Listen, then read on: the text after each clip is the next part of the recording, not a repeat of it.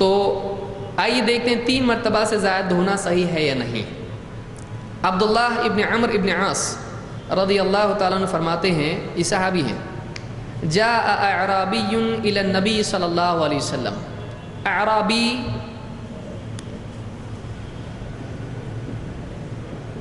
اعرابی کے معنی کیا ہے؟ دیہاتی، عرب کا یعنی دیہات کا رہنے والا۔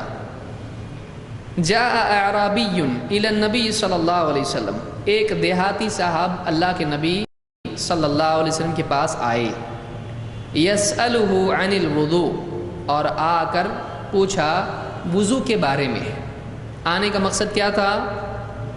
یسألہ عن الوضوء، آ کے پوچھا کہ وضو کے بارے میں پوچھ رہے تھے، وضو کیسے کرتے ہیں۔ فَأَرَاهُ الْوُضُوءَ ثَلَاثًا ثَلَاثًا، تو اللہ کے نبی صلی اللہ علیہ وسلم نے ان کو وضو کر کے دکھایا، کتنی مرتبہ؟ 3 مرتبہ۔ ثم قال هَكَذَا الْوُضُوء، آپ نے فرمایا دیکھو ایسا ہے وضو۔ ہاکذا عربی زبان میں ہاکذا کی کیا معنی ہے؟ ایسا۔ ہاکذا، ہاکذا ایسا ہے کیا؟ الوضو، وضو ایسا ہوتا ہے۔ کتنی مرتبہ بتایا ہے؟ اسی لیے ہم نے شروع میں جو کہا کامل وضو کیا ہے؟ یہ وضو ہے۔ تو ایک عام آدمی جو آیا ہے جس کو زیادہ باریکیوں میں پیچیدگیوں میں نہیں جانا ہے، وضو بتاؤ ہم کو کر کے، آپ نے کہا 1 بار بھی چلے گا، 2 بار بھی چلے گا، اس کو زیادہ کچھ نہیں بتایا آپ نے سمپل کر کے بتایا۔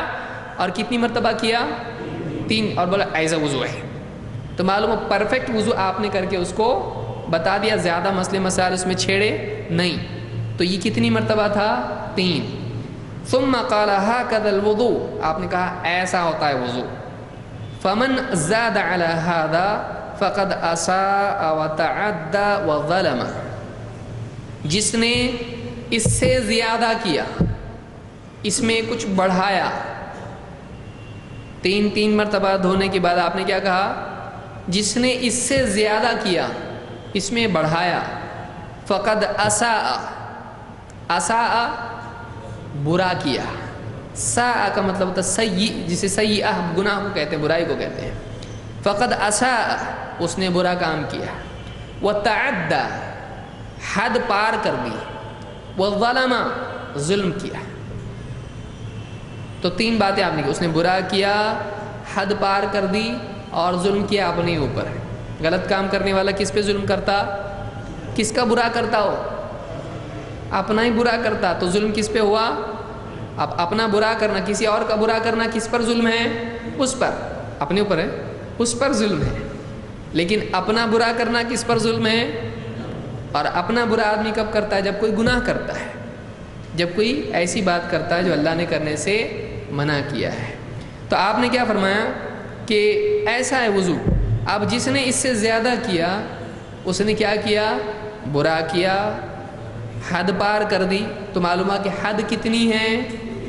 3 کی۔ اس لیے پچھلی روایت میں جو پاؤں دھونے کی روایت تھی اس میں تھا کہ آپ نے بلا عدد پاؤں دھوئے، تو وہاں پر میں نے کیا کہا تھا؟ 3 سے زیادہ مراد یہاں پر نہیں ہے، بلکہ مراد کیا ہے کہ گنتی کی پابندی 3 کی نہیں کی ہے۔ یہ نہیں کہا جائے گا کہ 4، 5، 6 جتنا دھونا ہے دھو، نہیں، بلکہ کتنی مرتبہ میں؟ 3 مرتبہ ہی میں پاؤں دھونا چاہیے۔ یہی بات علماء نے اس حدیث کی شرح میں کہی ہے، اور دلیل میں اس حدیث کو پیش کیا ہے کہ آپ نے کیا کیا؟ 3 مرتبہ دھویا، اور 3 مرتبہ دھونے کے بعد کیا کہا؟ جس نے اس سے زیادہ کیا اس نے کیا کیا؟ اساء وتعدى وظلم۔ تو معلوم ہوا کہ 3 مرتبہ سے زیادہ اعضاء کو دھونا اچھا ہے کہ برا ہے؟ برا ہے۔ اس حدیث کو امام ابو داود، امام النسائی اور امام ابن ماجہ نے اپنی کتابوں میں سنن میں روایت کیا ہے۔ یہ ترمذی میں نہیں ہے، باقی 3 کتابوں میں ہے۔ تو یہ حدیث ہم کو بتا رہی ہے کہ 3 سے زیادہ مرتبہ دھونا صحیح نہیں، اعضاء کا 3 سے زیادہ مرتبہ دھونا صحیح نہیں۔